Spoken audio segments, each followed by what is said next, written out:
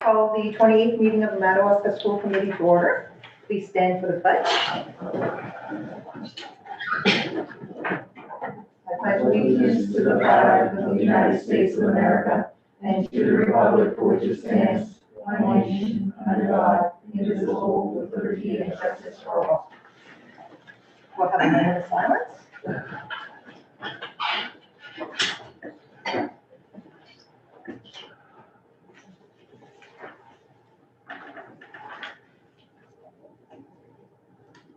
And adjustments to the agenda. We have a few adjustments. I did give you a new agenda that should have the adjustments under superintendent.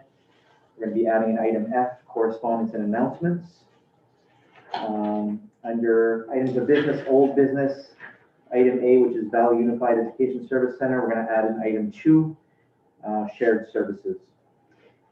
And then the only other thing I would like to do this time is to welcome our student representatives. We have Alexis Sear, who is a senior at Madawaska Middle High School. And we have Isabel Lavoie, who is a junior at Madawaska Middle High School. And I just informed the girls when they came in today that we asked that they be the voice for the students and to share with us any thoughts or suggestions they have as it pertains to students. So welcome, girls, and I'm glad you're here.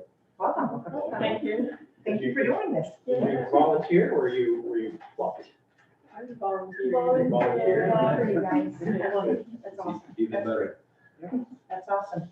Welcome aboard. Anybody want to speak on any items on the agenda? Nobody. Approval of the 27th meeting on January 11th. Do I have a motion to approve those minutes? Robert moves. Do I have a second? Mindy seconds. Any comments, discussion on the minutes of January 11th? Seeing none, all those in favor? Approval of the financial statements. We'll do the December financial statement. Do I have a motion for the December statement? Robert moves. Do I have a second? Louis? Any discussion?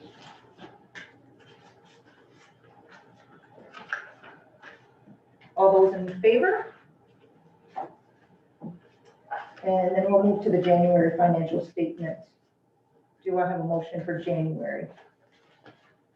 Louis? And Robert? Any discussion on January's financial statement?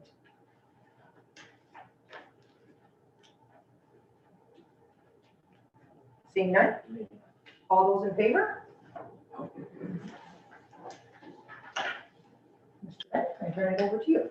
Yeah, I just have a few updates from the Department of Education. The first one is on our state assessment this spring. Last year, we did get a waiver to not have a state assessment. This year, the DOE was looking to retool their state assessment, looking at a more of a progress monitoring tool. They haven't named that vendor yet, but all indications point to the NWEA test being the new state assessment test, which we've used in this district for quite a long time. Right now, the DOE is not sure if they're going to be mandating the spring assessment or right now they're inquiring about another waiver. There's a lot of superintendents around the state just asking to waive it for another year, given that so many schools are in school and remote, and then there's just some varying factors. So right now, the DOE has requested that waiver with the feds, and we'll see if there will be a spring test this year. There was a poll going around with the superintendents specific to snow days and if what is happening with snow days around the state. I'll have some information with for you later in the agenda with our thoughts about what we want to do for snow days specific to staff, and I'll report out on that in a little while. Right now, the graduation plans are being reviewed by the department. They're starting with their guidance from last year, and then trying to work with the governor's office to see what is available, what the flexibility is in regards to the numbers of people, indoors versus outdoors. So we're hoping for some update on graduation coming sooner than later. So we're waiting for that as well. And then there was a vaccination update from the governor's office. The state of Maine has now moved to an age eligibility distribution instead of their original plan with the different types of groups. And so starting Wednesday, March 3, anyone 60 years old and older can request the whatever's available for vaccines. In April, that moves to 50 and older. In May, it moves to 40 and older. June, 30 and older. And then July and beyond is anyone under 29, which means I'm getting mine only in July. Me too, Ben.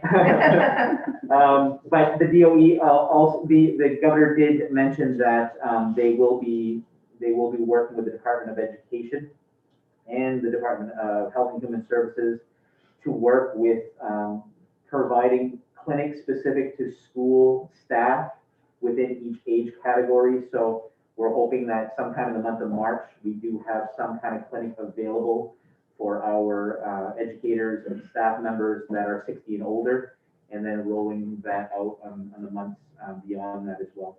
So we'll wait and see what kind of information the DOE has specific to that, and I'll report it out to you when that comes.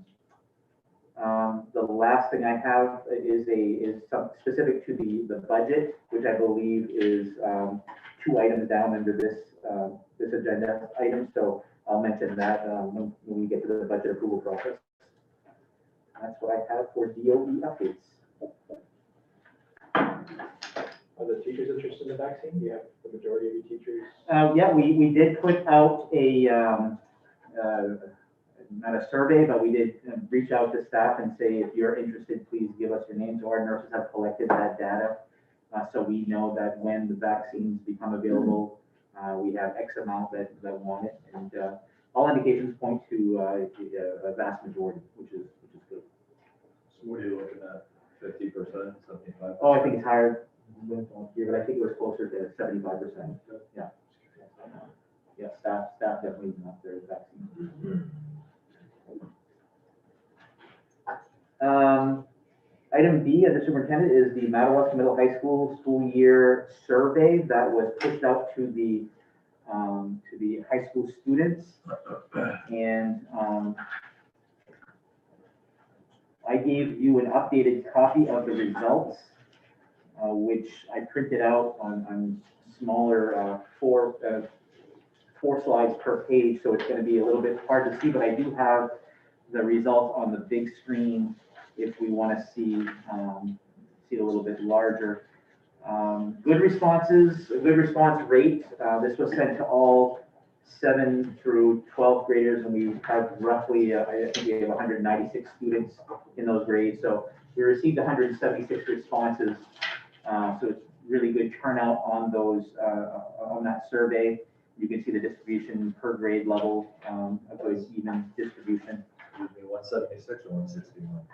176, I gave you the new The copy, updated. so you should have an updated one that I put on the Yeah, a couple more came in since I first sent out to you.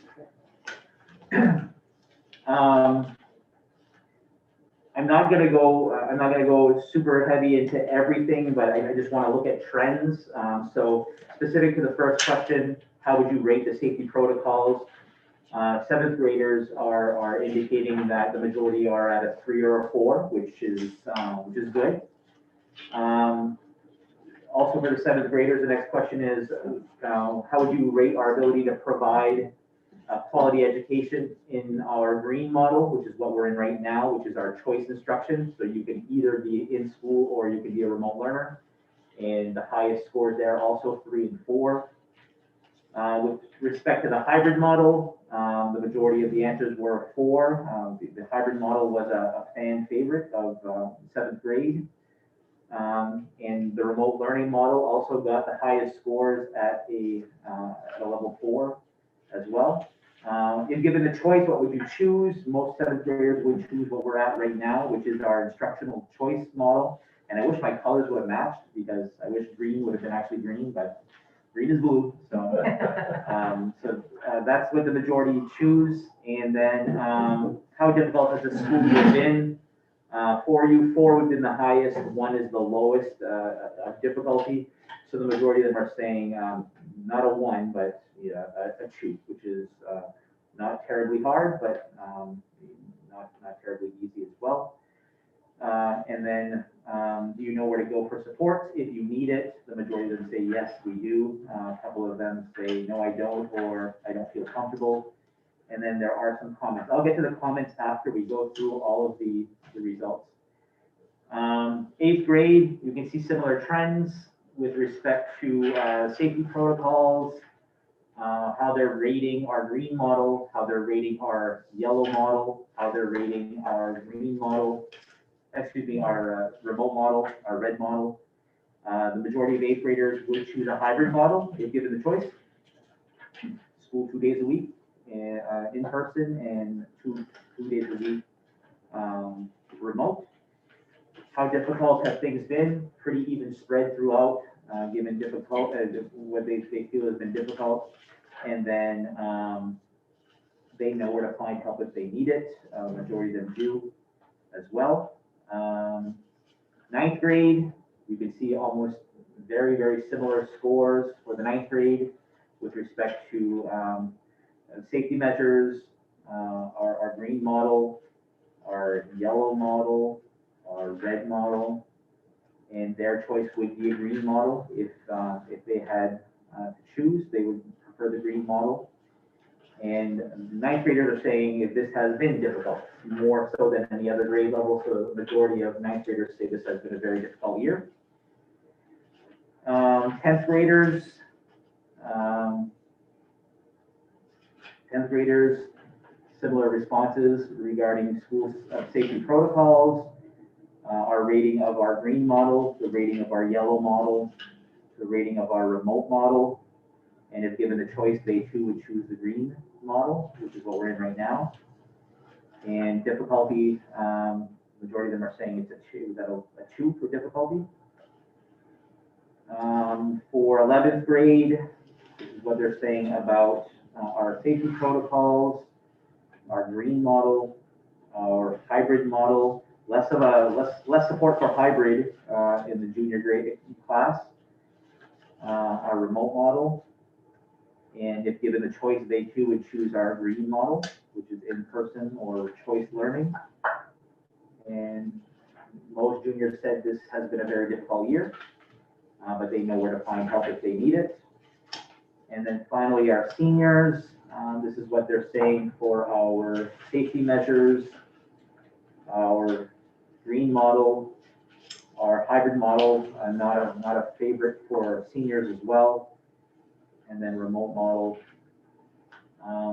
Seniors would choose in-person choice if given the choice. And most of them say at about a 2, the school year has been difficult, but pretty even with 3s and 4s as well, and they know where to find help if they need it.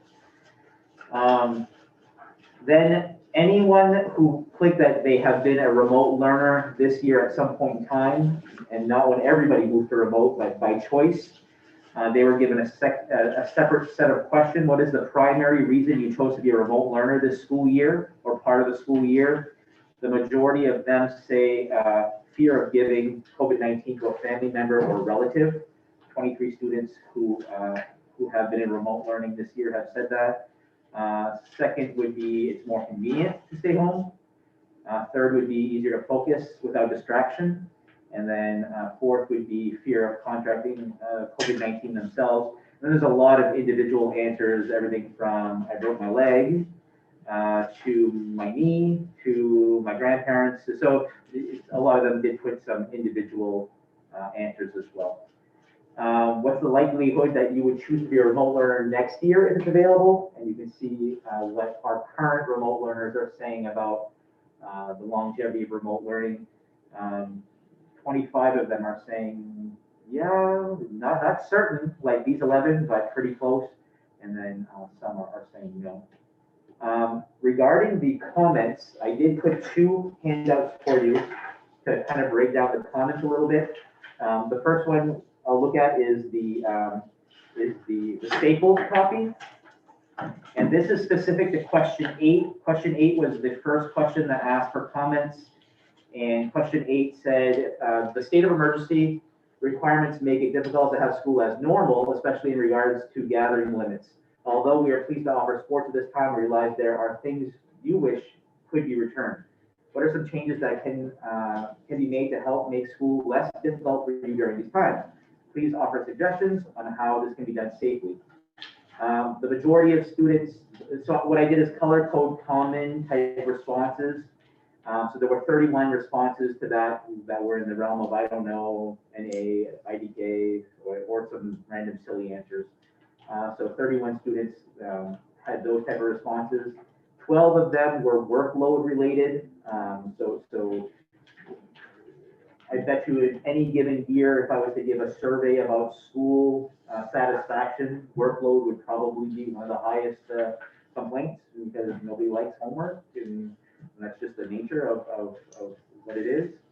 9 responses were in regards to either Winter Carnival, Spirit Week, or fun in school related. 8 were related to lunch. 8 were just general comments about hybrid or remote learning. 6 were actually compliments to what we're doing in school. 6 were grading system related.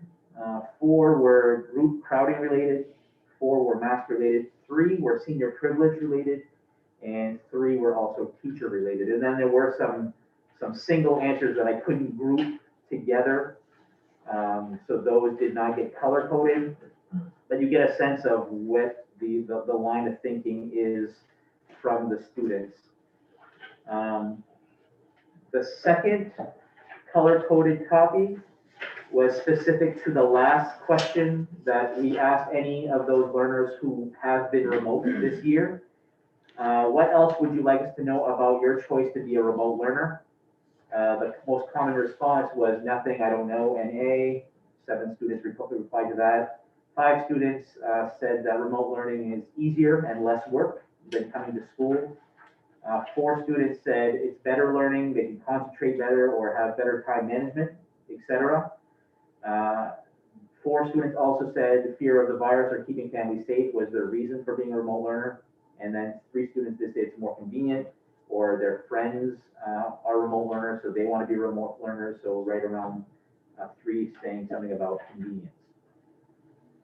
So this gives us a kind of a better idea of what our students are thinking with regards to the school year this year, and you know, how they're advocating for some changes. I did speak with Mr. Anderson, and he apologizes for not being able to be here tonight. But Mr. Anderson did want the school committee to know that they are currently working on plans for prom, what prom is going to look like, plans for graduation, what that's going to look like. They're planning for the senior banquet and how that's going to work and what that's going to look like. They're also looking at doing something that they're going to call a Spring Fest, which is to replace our lost winter carnival. And the thought there was when the weather gets better, they can provide more activities and opportunities outside in the springtime.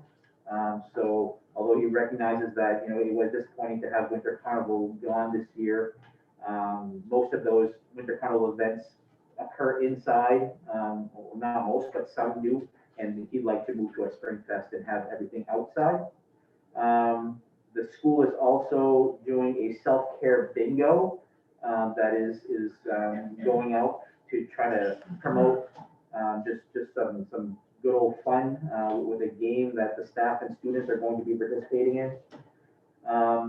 Talked to him about senior cribs, and he did say that the only part of senior crib really that's not the same as before is the lunch period being open to come and go. And that's just because they're just trying to limit students to leave school and come back. We know a couple of girls like Isabel and Alexis jump in a car, they're probably not going to keep their mask on. Well, actually, they work in nursing home. You work in a nursing home, right? I do home Yeah. care. So she's going to keep her mask on, but Isabel won't. I'm just kidding, Isabel. So just limiting, you know, how much time we have to possibly bring something back in school. So yes, the lunch period is not open for senior cribs, but any senior that has block 1, that is a study hall, or block 4, they don't have to come in block 1, or they can leave after block 3. So they have that availability to come and go at the beginning of the day and the end of the day, not come and go, but to delay their entry or leave earlier. So that's kind of, you know, what's happening this year. And he just wanted you all to know that as well. Mr. Anderson is also willing to, you know, entertain any other thoughts or considerations, but right now, as I mentioned to all of you, we're just excited that kids are in school, and we wish we could do more. You know, we've had sports going on this winter, which has been great. And this is definitely not a normal year, but trying to get through it the best we can. Along these lines, Lise, you guys had like a winter wellness day? We did, Friday before February vacation. And we did it took some planning, but we did it via cohort, so we weren't mixing our cohorts. So for the last half day, from 12:30 to 2:30, they had the opportunity to go skiing, snowshoeing, sledding. And then we ended up with fruits, veggies, and hot cocoa. And it was fun, everybody enjoyed it. Awesome.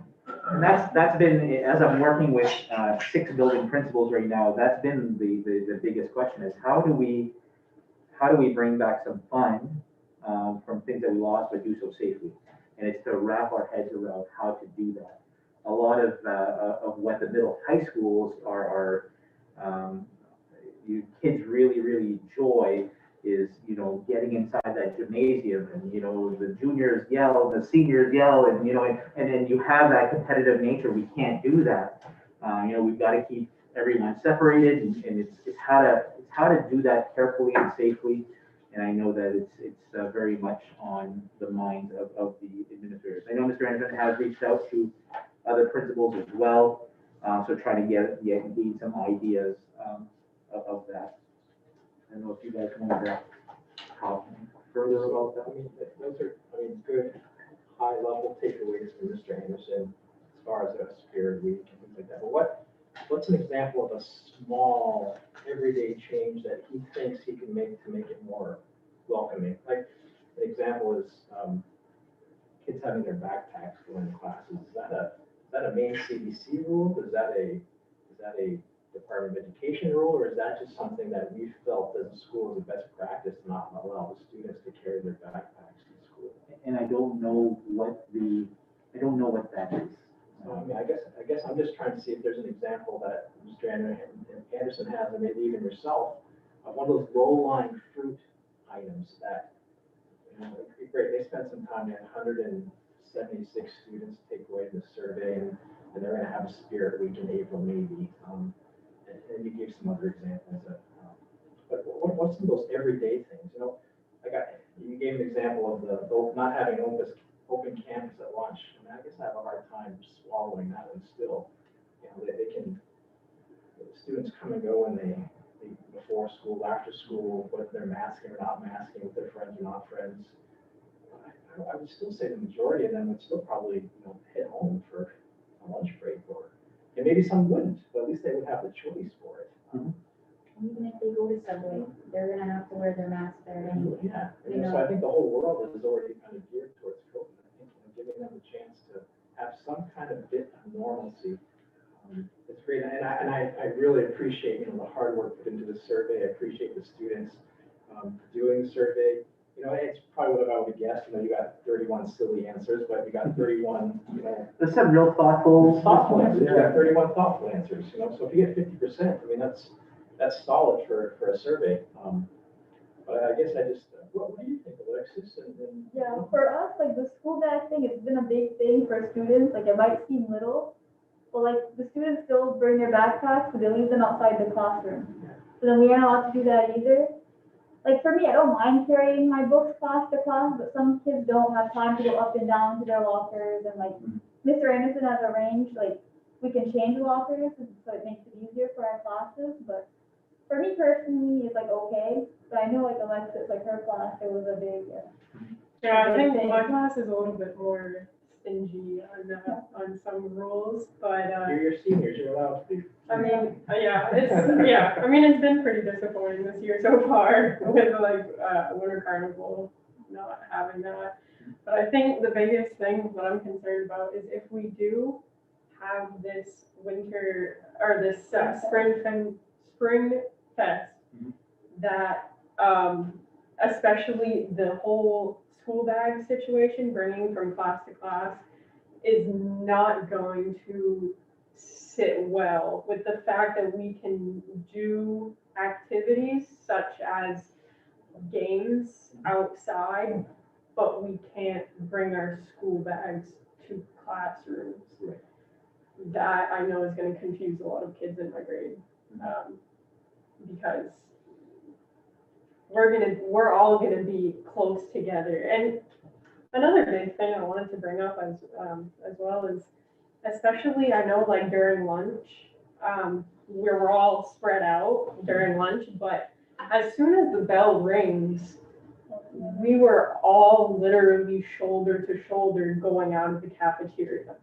So right then and there, it kind of defeated the purpose, to me at least, of even spreading out during lunch, because as soon as the bell rang, everyone was rushing out the door. That's how it's usually always been. So that was kind of a big concern to me. I wanted to bring that up as well, but Yeah, the lunch, me too. Like when I first got to school, like it's different. I know like we're trying to reduce spread of COVID and like the lunch, but it felt not like a prison, but I don't know, I felt detached. I don't know, so I didn't like it as much, separating us from the caf and the gym. So we can't talk with our friends anyways. We usually lunch, like it's a communication, we eat, and I know, but I don't know. That's why I went remote recently. Like I stayed remote during our remote time. I'm about to go back to school. But yeah, I think remote is easier. Personally, I think that I'm more concentrated and not like I'm reading here less work. It's the same amount of work as everyone else, but I feel like I have more time to work on it between periods, and I can eat what I want, and I don't know. I feel like it's less stress for me. Yep. So I am going back to school because I miss face-to-face communication. It's harder online. Like a lot of teachers sometimes don't, like they forget about us online because like sometimes they mute us and they can't hear what we're trying to ask questions, and it's okay because it's new for everyone, but it's, yeah, just trying to get a hang of it. And one thing, I try to remind folks is some of these protocols are not Madawaska School Department. So the lunch thing, I mean, that's straight from the state level, and it is sad. I go in the cafeteria and see you guys, and I'm like, oh my gosh, it's lonely, it is.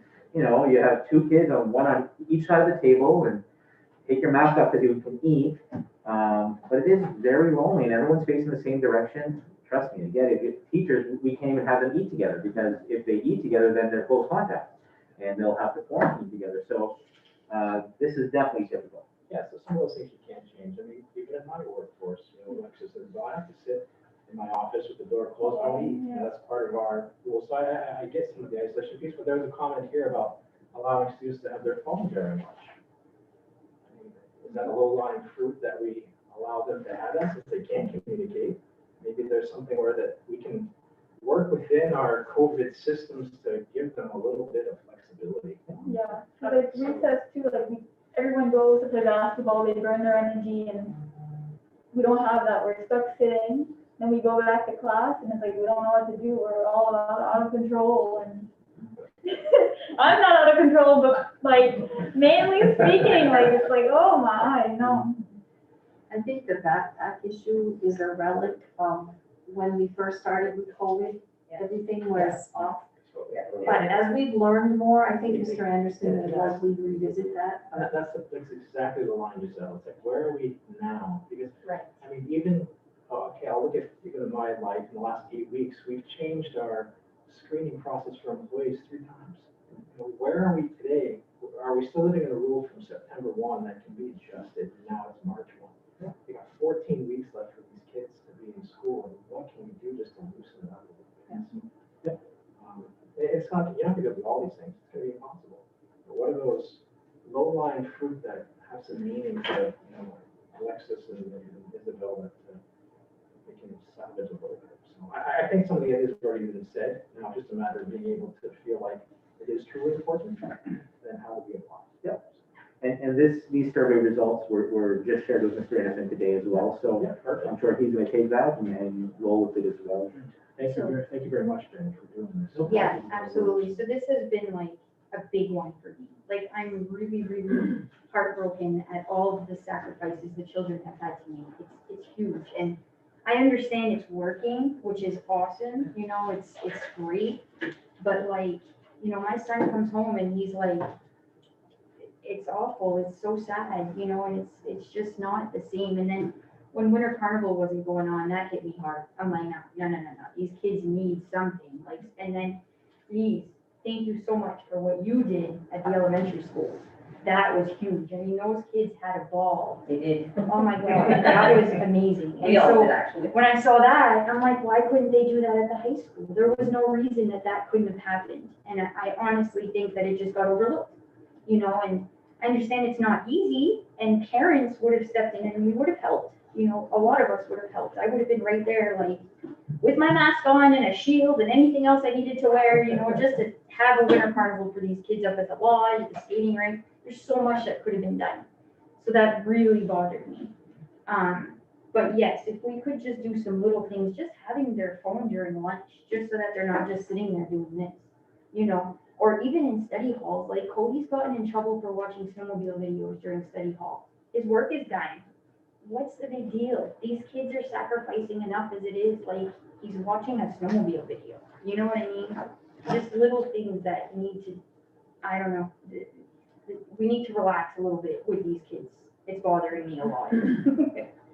So yeah, that's my 2 cents. No, and this is all good conversation and appreciated, and I feel bad that Mr. Anderson is not here. Yeah. But I will go to bat for him. This is hard for administrators too, because and perhaps Winter Carnival was overlooked, but perhaps it was, let's not even talk about that right now because things are going so well. And when we look nationwide at 50% of schools are still not even open, we've got to take we got to pat ourselves on the back too. So I think this has all generated some good conversation that's getting us all thinking about, okay, these are kids, we have to give them something. So I thank you for bringing things up, and we'll only improve from here. I think we all want the kids to be safe and everybody to be safe at the schools. Like some of the points that were made, I think we need to reevaluate constantly because of the shift in what's going on. Sometimes we might need to be more stringent, sometimes we can loosen up and be less stringent. But we also need to follow the science, like as they say. And the backpack issue is that a high school, a Madawaska high school issue, or was it a COVID? Because if it's COVID, well, has that loosened up in the last year or so, where that was really a last summer issue. Now it's resolved, but we it's very easy for us to get into that. We just keep going as it is, but we need to reevaluate on a regular basis so we can be as normal as we were, or get back to that normalcy, even though we know that's not a normal time. Yeah. So we gotta do whatever we can to make it as normal as Yeah, I know. possible. I know you are. Well, we focus on the big things, right? We don't focus on the low hanging fruit, and that's something maybe we just need to look at. So no, it's all good, and I'll take, a lot of this conversation back to Mr. Anderson and see where we go from here. And senior fruit. I mean, them going to Subway or home at lunch will not bring COVID into the school. I don't think, I don't think it would increase the chances. Well, I'm wondering if that isn't even a CDC issue where Maine CDC could be contacted, because, they're saying, the school kids is the least infected population. So it's like, if they're going out anyway. Right. During the weekend, after school, whatever. We don't want to be unsafe, don't get me wrong, Yeah. but that can be loosened up for those seniors as well. I think what part of the problem is it opens up a whole other arm or leg for close contact tracing. If those kids are leaving school, so now you don't only have the school containment, where were you during lunch period? So but I'm not saying it's impossible, but I know that's one of the factors. But even once they're out of school, it's gonna be the same list. They're gonna be with the same friend, the same teammate, the same. I guess we gotta make that big rule fit into our small community and still try to. Yeah. Make it. But I think we beat this one to death, and hopefully something good can come. Thank you very much. You're welcome. Thank you for sharing, girls. Appreciate it. Yeah, you didn't. That's why you're here. Yeah.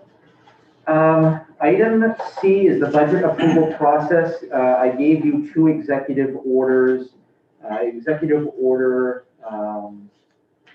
8 was the original one that we got last year with regards to how we pass a budget during COVID times. And then executive 8-A is the new one that basically says, do what you did last year. So the budget approval process this year will pretty much mirror last year, where we will do some kind of virtual informational presentation of the budget. Nobody will vote on that presentation. It will not require a town meeting vote approval. It will only go to referendum for approval. So very similar to what we did last year.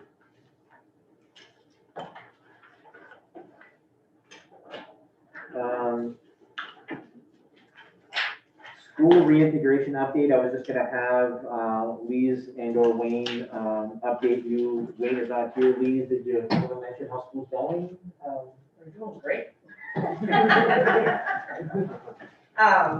For us at the elementary school, hybrid's it doesn't go very well at the elementary school, because for us, they are in 2 days and then they're remote 2 days, but they're not zooming in with us. So they're technically on their own. So that's the only piece, is the hybrid piece that doesn't quite work for us, but remote works okay. And then being in, we like to be in. Our numbers are pretty good at the elementary school. And our protocols are working, as you can see by the holidays when we had 2 positive, and thank God we had 0 from that. But no, everything's going great. The kids are real troopers, the teachers are the staff too. How many students do you have by choice that are doing remote? Do you have a lot? Not many, think about it, less than a dozen, I think. And that's pretty big. Yeah, and a lot of them started in September. And then I only had two. One of them was a medical reason, and then another one that did the recent quarter. Because we were hybrid and coming back in, and that's when they did. So it's just technically one. Is, Go ahead. No? with the, with the hybrid and the remote and the in-class, so it's March 1 today. Maybe, I don't know if we can use last year as a comparison, if not last year, the year before. Where are the elementary kids today in their learning as compared to years past, considering that we've got these new ways of teaching our kids? I mean, are they where they're supposed to be? Are they behind? Are they? Some of them are behind, but that's because we went a year ago, as a matter of fact, the 13th of March, it's gonna make a year that we ended up remote. Right. So it's like a catch-up game, but they are making their games. And when we started, when we had to go remote this time around, we were prepared. I mean, we learned our lesson, and it went beautiful. The kids, they were fine. They joined in, they participated.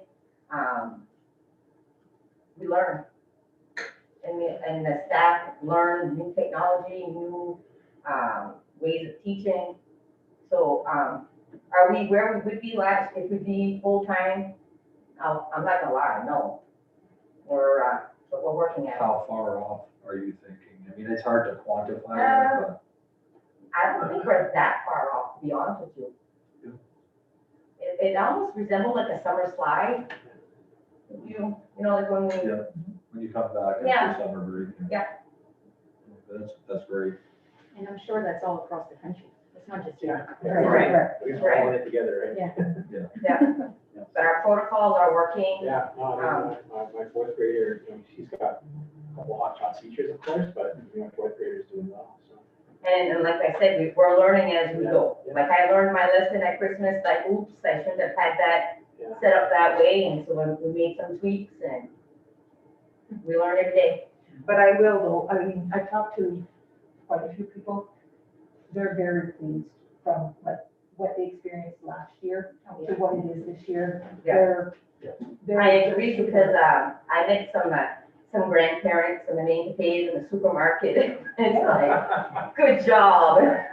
No, So, they see the improvement like 100-fold, so that's great. Hats off to you guys. they did a good job across the board.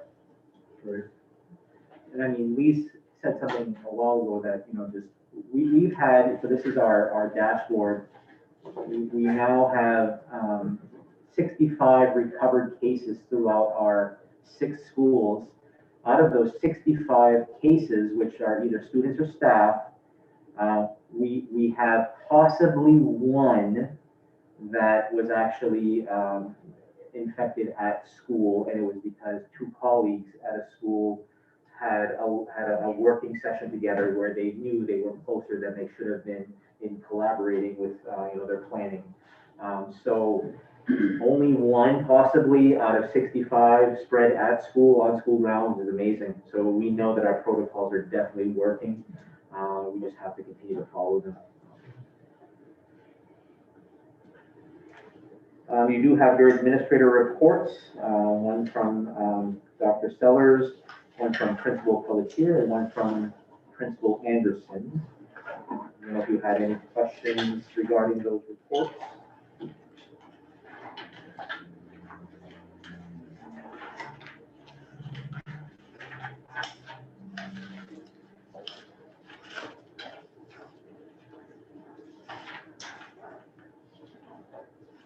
The other last item I have under superintendent is correspondence and announcements. I did want to announce that Senior Robbie Loze did score his 1,000th point this weekend in Fort Kent when they beat the Warriors. So congratulations to Robbie on scoring his 1,000 point. My son Aiden gave me a pop quiz and said, when was the last 1,000 point scorer in Madawaska?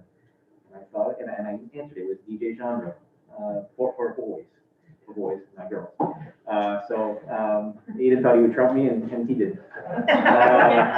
So congratulations to Robbie. Were his parents able to be there? There were no fans at the game. I don't believe so. Yeah, it's terrible. That is terrible. I also have a letter here, and it's addressed to dear local heroes. On behalf of me, myself, and my 12-year-old daughter, Emily, we're writing you this letter today to say thank you. We want to sincerely and humbly thank each and every one of you for your hard work, time, and dedication to the people in our community, for surrounding areas to keep us safe, healthy, and proceed as we fight this COVID-19 battle together. The letter goes on to just really thank everything that we've done at school.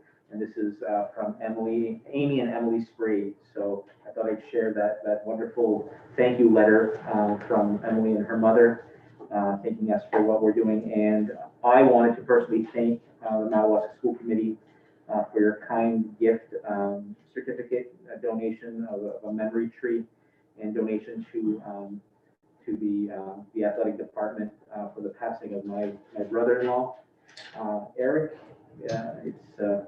It's very much appreciated, so we thank you all for that. And that's all I have for the superintendent. Thank you, Ben. Yeah. And we'll move to committee reports, the negotiation update. Giselle, did you have an update on the? Just briefly, I can tell you that both Mindy and Robert and I have attended 2 negotiations. Our third one is set for this Thursday with the ESP. It's going well so far. It's a long process. And next week we will meet with the Teachers Association so that we can discuss their salary. If you recall, last year, the teachers did negotiate their language, but froze their salaries for the year. And the contract was to be reopened for salaries. So that's starting next week. That's the update.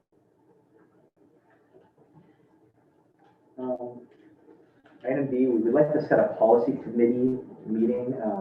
One policy that we'd like to adopt sooner than later is a staff social media policy that we think we should have, and the sooner we do so, better. And there might also be a couple of other policies that we add to that. So That's me then. That's you? Yep. I can, When do you have a video? we'll make it happen. Okay, we'll show you some dates. then. 4 o'clock in the morning. Okay. We used to meet at 7. But I have to start work earlier now because we have to change everything because of COVID. What's the best day of the week for you? Wednesday, Friday? Okay. We'll, Are you here any of those days? I can, But I can meet you in Fort Kent, but it would be early. I don't know. Well, typically we have the administrators also join. Yeah, we'll do it. Oh, okay, so we can, We'll show you some dates. yep, okay, absolutely. And 4 o'clock is no for me. Come on, I'll bring you a call, it'll be nice and hot. Okay, so we move on to items of old business. Valley Unified Education Service Center. We had a Valley Unified Board meeting last Monday. Yes. Yeah, last Monday. And one of the agenda items was the interlocal agreement. We've agreed that we're gonna review the ILA sections at a time, just to have the ability to raise concerns if any exist. So for this meeting, we did review sections 1 to 10, and there were a couple of things that were noted during that meeting that I'd just like to share with all of you. And you can see the little yellow boxes, I put those notes.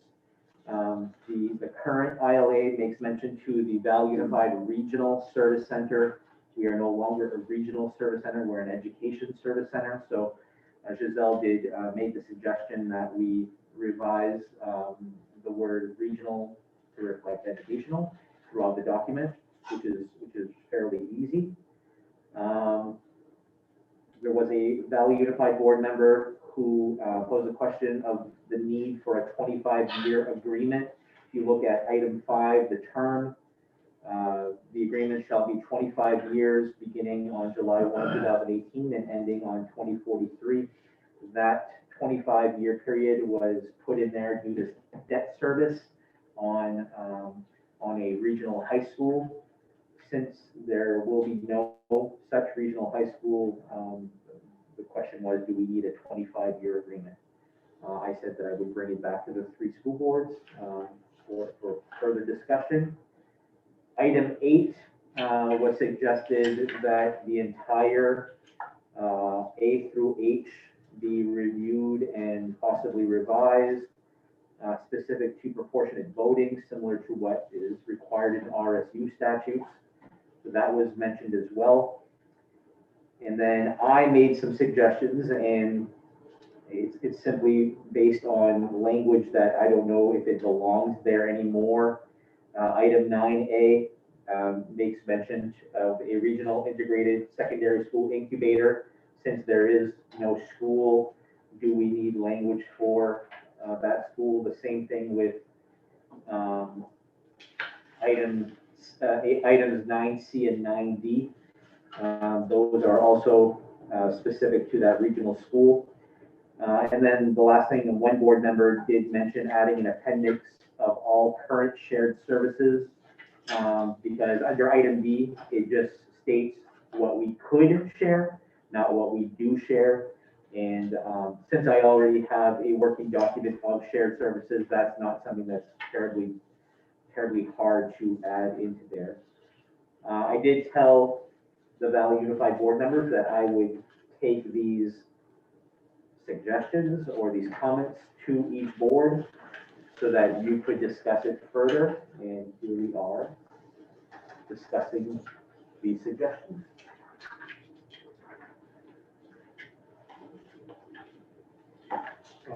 I think you put 3 recommendations yourself there as far as, eliminating language on the regional school and transportation.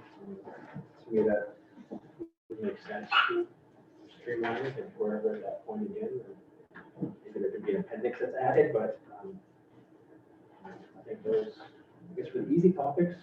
Unless we want to leave that language there and hope that something in the future comes up again, I don't know.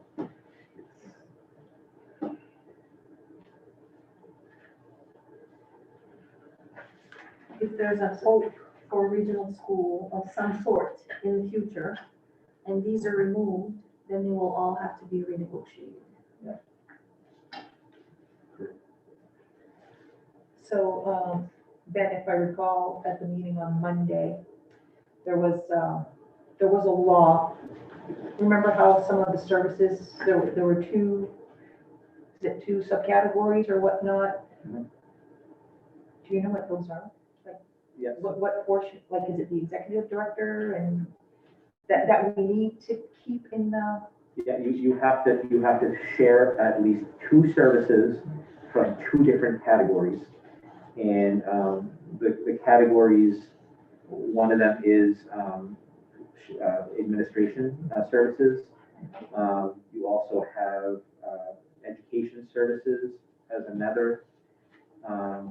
Then there was a category with things like food service, transportation. So we're already there. And yeah, and then there was another one for professional development. We hit on all of them. Okay, Um, so we're good with what we have. we more than meet what the law states to have a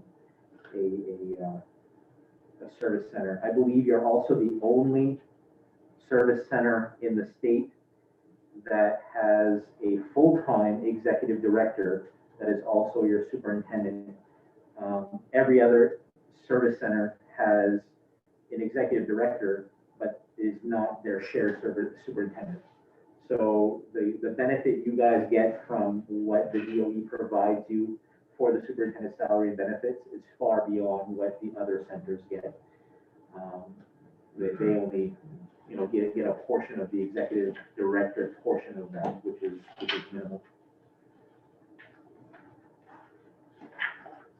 So you gave us a document of shared services and Yep, outlined each one of those. So what on here would be expendable? I'm not saying any of it is, but what of it would be and still maintain those pieces of the required services to stay a regional service centers? one thing that Lucy did present during that meeting last Monday was basically a projection of the current Val Unified budget and where we are probably going to be at the end of the year. And it looks like we'll have a fund balance that's carried over into this new service center. So even with slight increases in salary, it doesn't look like there's going to be a raise. We're not asking for more money to come out of Val Unified. So if you keep everything as is, that's on this shared documents page, you're not looking to increase the budget for Madawaska School Department. So my recommendation would be keep your services because they're working very well. When I speak to Doug Sear, who works for Irving Woodlands, and now all operations for finance come out of one office in Irving, somewhere in Canada, and they no longer do it themselves. The businesses are doing the same model of what we're doing here, where we're streamlining and making things more effective. Madawaska School Department has, gained quite a few services in Valley Unified things that you haven't had for a very long time or haven't had ever. So I don't know what I would recommend as a possible decrease in anything. There has been some conversation of possibly one of the Valley Unified personnel maybe looking to reduce their time in either a retirement or moving to a less than full-time position. That may be coming. That might reduce one of these shared services if we can swing it. And we always said that, we don't think that we're going to be able to hold on to all of these positions, especially now that the regional school is not in the future. We just need to firm up what we have and then let attrition happen and reassess whether or not some of those positions should be replaced or whether or not we get creative with how to, meet the needs of that. Right now, I can't do Giselle's workload and my workload with 3 districts still being very separate, and we're just trying to get things, firmed up. Let alone a finance director work and all of that. It's just too much work. After 5 years of getting this down, maybe we can start to look at some of that, but not right now. I will also highlight that there's a few notes in this shared service document. One that I just mentioned a while ago for superintendent. We got to think of those benefits we get for being part of this. So 50% of the superintendent's salary benefits are reimbursed to Val Unified. Your Power School, you do not pay for Power School anymore because we have this education service center. You would normally have to pay Power School. What was the annual cost? $7,000. ADS, your financial services is all reimbursed. Your unified time clock is all reimbursed. And your ED 279, which we're going to go over a little bit later, you get a small allocation. When I say next year, it's between $18,000 and $20,000 that comes to you because you're part of a service center. So you do get these financial benefits also from being part of this. My recommendation to you would be to keep your shared services, and I would actually hope that tonight or whenever you're ready, you would actually make a motion to continue with the shared services as listed. so that we know exactly where Madawaska School Department stands, because this is budget season and we're getting really close to a time where we don't know how to plan for the future unless we know what kind of shared things we're gonna be doing. I'm not only asking this of you, I'm asking this of 33 and 27 at their upcoming meetings, 33 on Wednesday and 27 next Monday.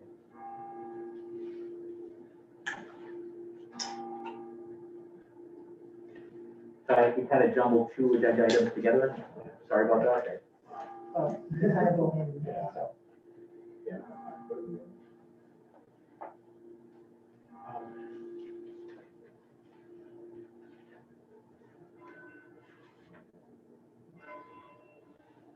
So the Valley Unified Service Center agreement, interlocal agreement, what do you need from us tonight for these 10 items? What would you hope to accomplish in us reviewing? Yep. the first 10 items? It's just, I just think that you, Robert, and Tammy, and Louis need some guidance about how you want to proceed in the next Valley Unified meeting. Do you want to address these changes? Do you not want to address these changes? You want to address some? Not some? I just, I think there's going to be, especially with regards to that board governance, this is going to keep coming up. And it all depends on how you want to proceed with it. Do you want to look at that, or do you want to say, this is what we formed and this is the agreement we have? But if we go back to that, then, so, I mean, it's 3 units that came together for shared services to, declining enrollment, just trying to increase student population to be able to offer more courses.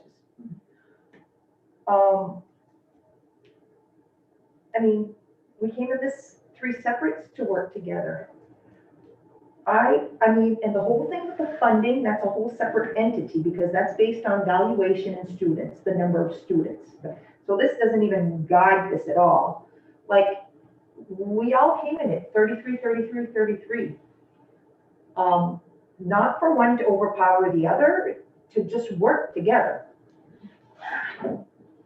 Why are we why are we constantly being asked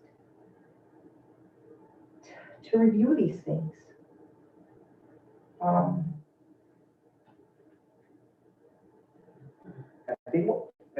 think originally, okay, we were going to lump a regional high school into this, right? And your Valley Unified budget could have gone from $400,000 to, I don't know, 20 million. 20 million, right? The majority of your Madawaska School Department budget, your overall budget, would have been from Valley Unified, because it's your high school and it's all the shared services. Now that that's not part of it, now that you're just managing shared services, I don't know that it's as much of an issue as it would have been if the service center was managing all that. Right. So I can't answer that because I don't know, but yeah.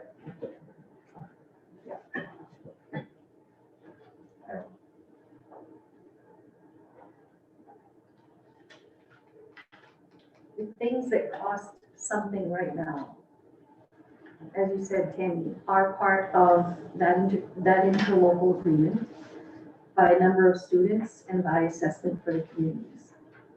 The costs are done fairly according to what the state would recommend for an RSU, for example. Those costs are done for those services. It's predetermined. It's That's out of our control. The percentage is 50% what your student enrollment is and 50% what your evaluation is. So, For those services we currently do. and although it's not an equal share per district, it's an equitable share per district. Right, and that's why we had spent so much time discussing it, student population versus the valuation. we just didn't throw it in there and not even think about it. I mean, there was a lot of time spent on that. Yeah. But now, I I think, don't, I think it's because it's the only governance system, this education service center, right? This is a new law that we became part of, or we took advantage of. Every other governance system in the state of Maine is based on a proportionate vote based on your municipality, how many people in your municipality. So the RSU, the former SADs, whatever governance you had was based on that. This one was not, and it was done so that there would be some flexibility, so that somebody like the Madawaska School Department could feel confident going into a partnership where that, you know, and like Tammy said, we knew everything was a third of the cost share, and that added some comfort level to you all as a school department, because you knew you had 1/3 of that vote. I believe that the larger school district is now feeling some pressure to get that portionate vote because they are the larger school district. so Ben, for nothing else but figure number, I don't know.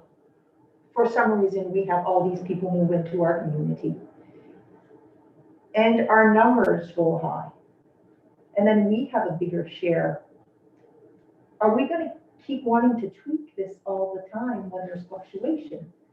Like, I mean, I'm not saying it's realistic, but it's a possibility. And you actually have a clause in the agreement that protects you from that. If a Twin Rivers paper closes and all of the valuation, Yes. or if a member community withdraws from, you know, let's say something like that withdraws from Frenchville, right? And that's half their student population. That's not gonna happen, but so that we have some safety measures in there just for that purpose. That it's actually in the local agreement. Then we go back and we look at the cost share agreement. This document has been gone over several times and agreed to, so I think Tammy's point is well taken. Why do we keep coming back to it? It was agreed to at one point to get this thing off the ground. Now that it's off the ground, it is what it is.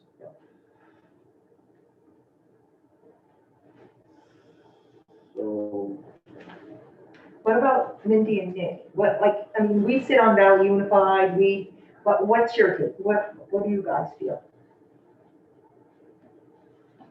I feel that if we're gonna continue going back and forth and being asked to come to the table to make changes and discuss things again, the school's not happening.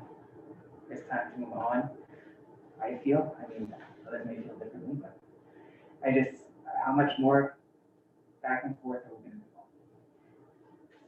Right, and I mean, that big elephant in the room is now done.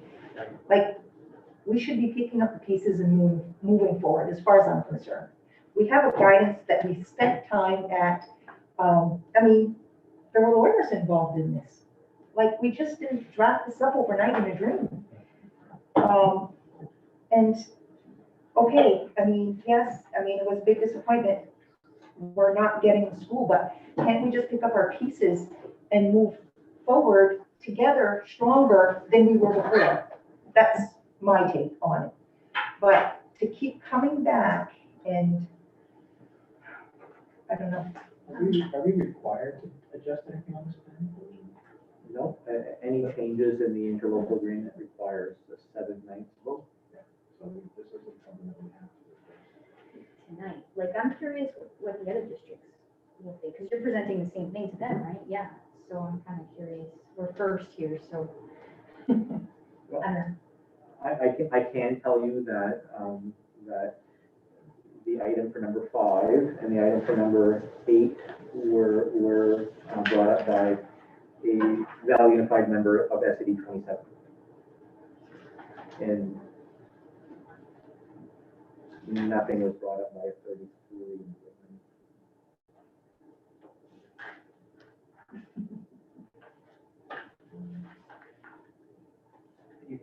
33 stance is going to be kind of question like we are. Are they gonna side, I know I need to say side, but I do are they not know. gonna feel, we kind of, guess what conversations we're having right now. Yeah, I don't know. I don't know. There's kind of two things. So I agree, leave this alone, right? Did we already kind of agree on that? I'm all set with this, Yeah. but But then there's he this. wants to vote on that, so that's another thing, but with the interlocal agreement, yeah. Are we needing a vote on the interlocal agreement from this board or? No, well, no. Nothing to vote on here. Just No. guidance, I Right. think. Just guidance, yeah. It'd be nice to get a vote on this. Yeah, we would like.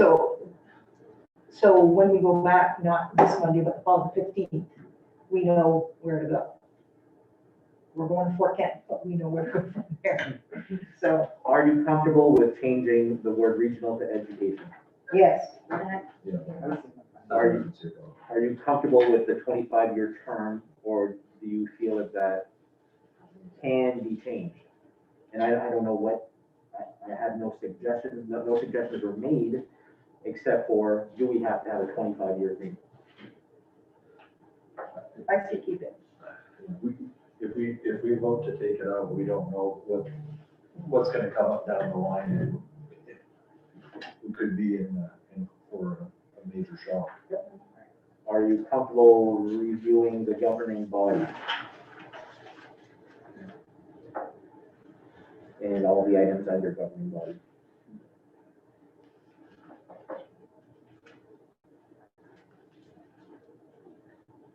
I'm comfortable the way it is. And do you think we should remove language regarding the secondary school? Or do you think we should, might as well just keep it in, because that may come back again in the future, knock on wood, and it'll be there. And we'll be ready. And would you be okay in adding an appendix of our current shared services that I would update annually? Oh, just to include what we're sharing? Yeah. Yeah, sure. So we know where you stand?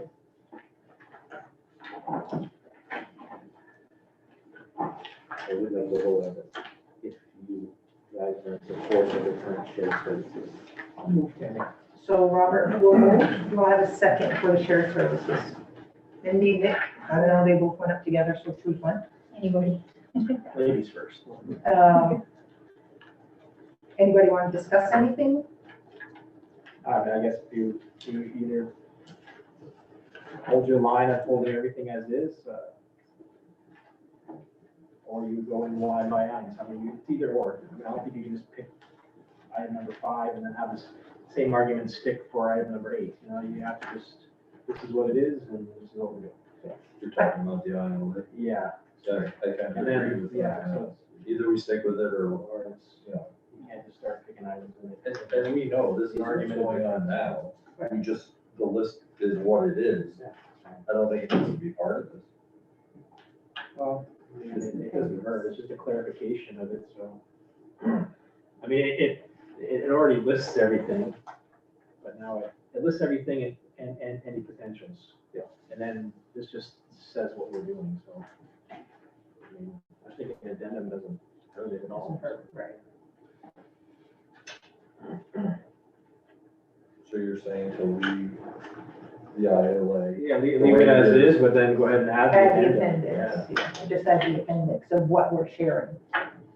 Is that part of the motion rolled in with the shared services? No, the motion for shared services was just. It's just this, yeah. And that was motion by Robert and second by Mindy. So, all those in favor?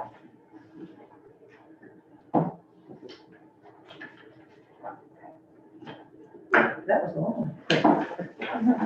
Okay. The rest is gonna be a breeze. All right. All right. Um, Madawaska School Department Planning I Discussion. just wanted to bring you, on board with some of the things that are currently in the work for planning. One specific to intervention services, I gave you a document called Camp Kindergarten. One intervention service that we'd like to do this summer, Camp Kindergarten, is to essentially take whatever students that are coming out of pre-K and using whatever baseline assessment that we use to identify those with the greatest needs, have a 3-week intervention camp right before school starts for these kiddos to focus on readiness for kindergarten. So essentially, your child qualifies by being on that list of those most needy children. And depending on how many educators we can get to participate in this, we would be able to do a ratio of 5 to 1. Be awesome if we could get 15 students. That's almost all of the pre-K learners, so they'd all benefit from it. But we have to be realistic about that. We would like to do one in each elementary school. We would not charge a fee. We would actually use our CARES or ESSER 2 funds to pay the educator for these services. And we're looking at nine sessions, so we're not breaking the bank here. We would be looking at the dates right before school starts, so starting Monday, August 16th, and we go Monday, Tuesday, Wednesday the first week, Monday, Tuesday, Wednesday the second week, and Monday, Tuesday, Wednesday the third week for those sessions. It would run from 8:30 to 11:30, so essentially 27 hours of intervention for this program. So that's one thing we're looking at right now. We're also looking at summer school services as we normally do, but trying to get more comprehensive summer school opportunities. Again, it's going to take staff. A lot of times staff are burnt and they don't have the energy to provide services in the summer. So we have to get creative with our Val Unified partners in order to have something. We'll look at that as well, but we're currently looking for summer school offering as well through all the grade levels. So we just know that we need to be mindful of intervention services so that gap that Lee's talked about a while ago, we can continue to narrow it and make sure that we're doing better. And the CARES money that you can have, you can go to funding the teacher or maybe paying a differential to maybe encourage them. Yeah, absolutely. Okay. Yep, absolutely. So at the beginning, there would be no cost, local cost, is what you're thinking. Correct. But what happens when that CARES Act money goes away, if we've got this program set up, or any of these programs set up? Yeah, we have to look at, first of all, we treat this as a pilot and see, what the participation would be.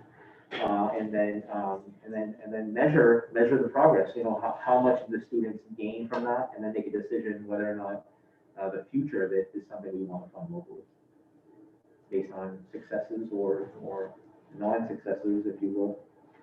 What was the impetus for these interventions that we're looking at? Just trying to close that gap, doing more. We're having more conversations about that than ever. COVID issues? Yep. Thank you. You're welcome. I love the idea, just so you know. Thanks. And, little t-shirts, Camp Kindergarten. Yeah. I got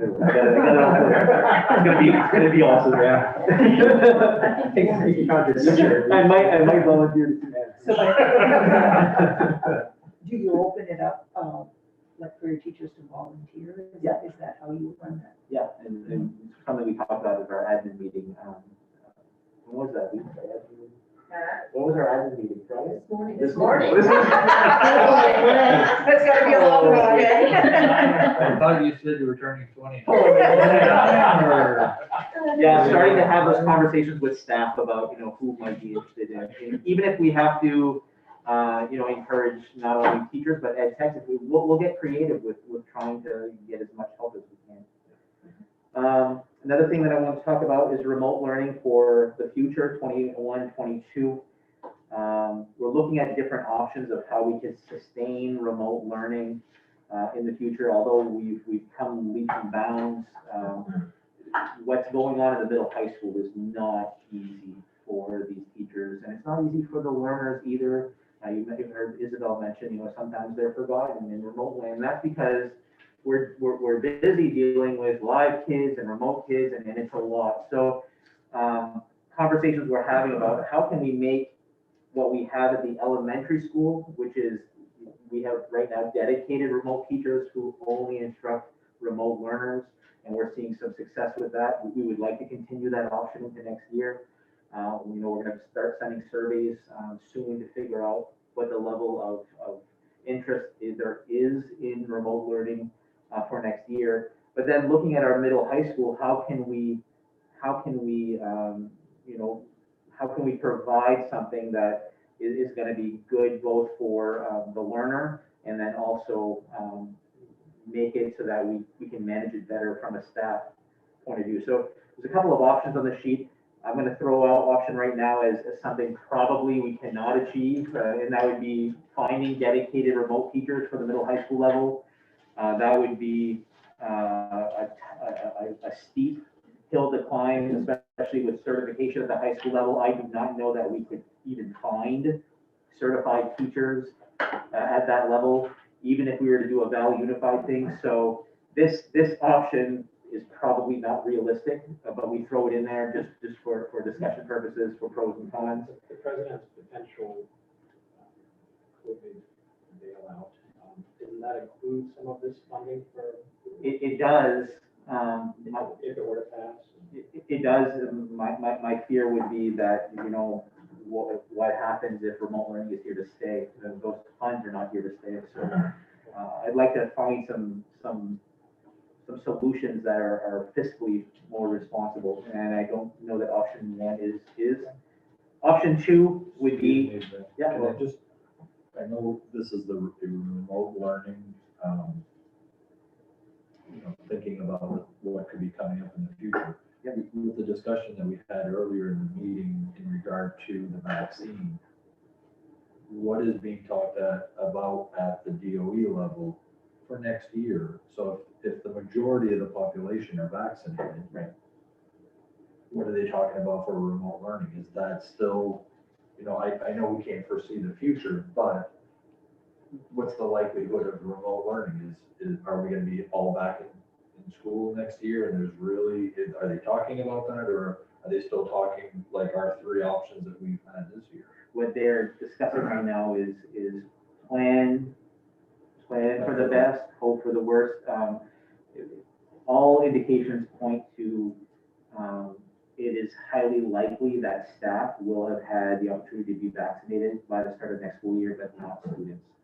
And so definitely, for the first half of the year, we're looking at school looking pretty much like it looks right now. The only advantage is that in the case of close contact, your staff will not have to quarantine, only your student cohorts would. So that's the conversation right now. Thank you. Yeah. So for this planning, it's specific to 2021-22, not beyond. It's just, what are we gonna do next year? Option two is freeing up current VU teachers to have remote teaching periods. So if Wayne can free up a math teacher in block 1 on a white day, and then John Paletta in Fort Kent can free up a science teacher on block 2, and Ralph Fantasia can free up an English teacher on block 3, can we create a remote schedule where our remote students are participating in remote learning with other remote kids, and the teacher is only working with remote kids during that period? It's going to take some creativity and flexibility in scheduling, but that's something that we're examining as well. And this is using our current staff. So the benefit there is that we're not hiring additional staff, and we're not asking our teachers to juggle both in-classroom and remote learners at the same time. Option 3 would be to partner with an online learning company. So they have these online learning companies such as Ingenuity, Edmentum, Apex Learning. You essentially have a teacher that teaches from somewhere in the United States, delivers your instruction as part of that program. The challenge here would be to align our curriculum with theirs so that we can ensure that if our students are participating in this program, we have oversight from it, so somebody is overseeing that. and then we have alignment with our curriculum. So we're currently examining pricing with these companies to see if that's something that maybe has potential. About references, have you spoken to any educators or administrators that have worked with this platform? Yeah, these four are the ones that come with the highest rating. There's actually a couple schools in Aroostook County that are looking at Ingenuity. We worked with Edmonton before, so we have an idea with adult ed, so we have an idea of that.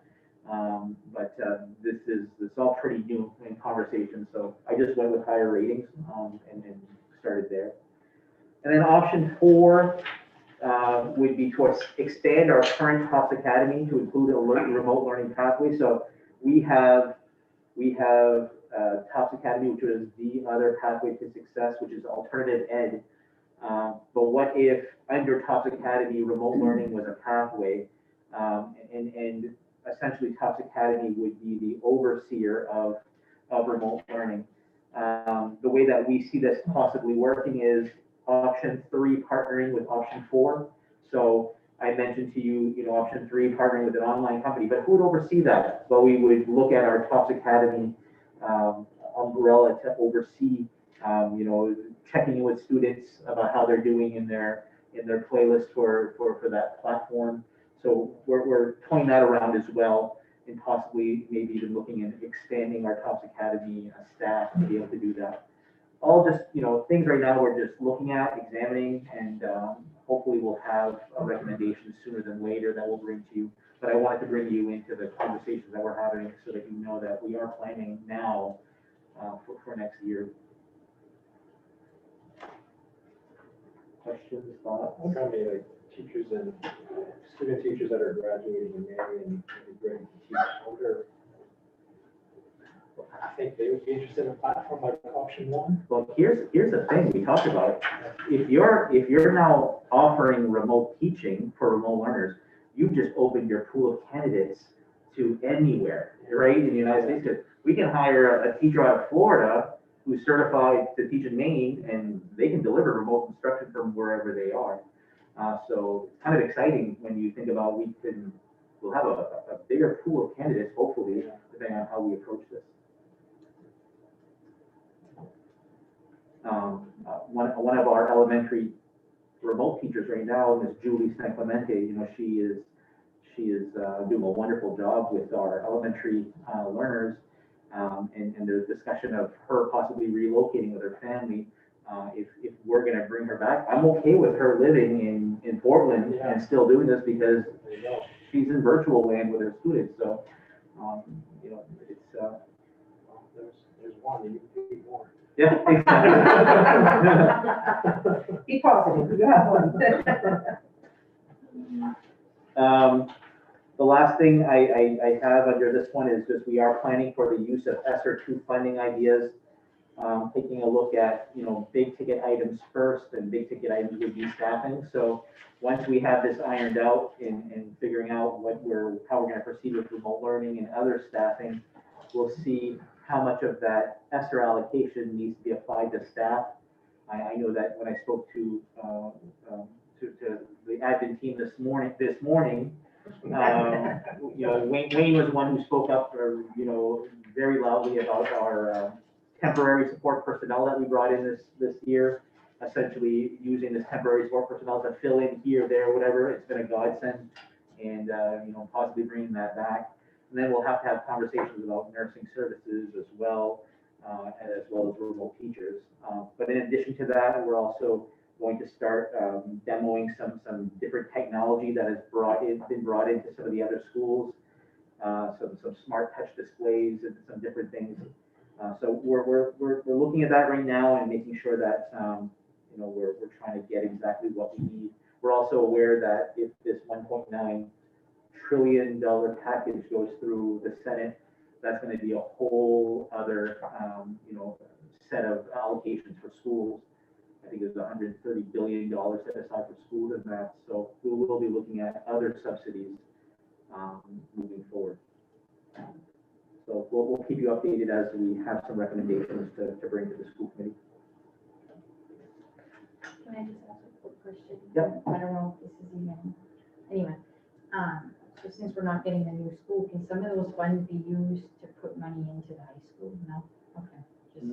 Just a thought. No, I didn't know the answer. it's a great thought. In fact, Now I know the we answer. forfeited also, in addition to the school, we've also forfeited our FEDES 3 grant that we got that funded all the engineering. We had to forfeit all that money as well. So everything is gone.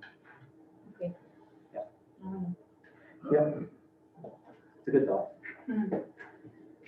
So we move to new business, retirements.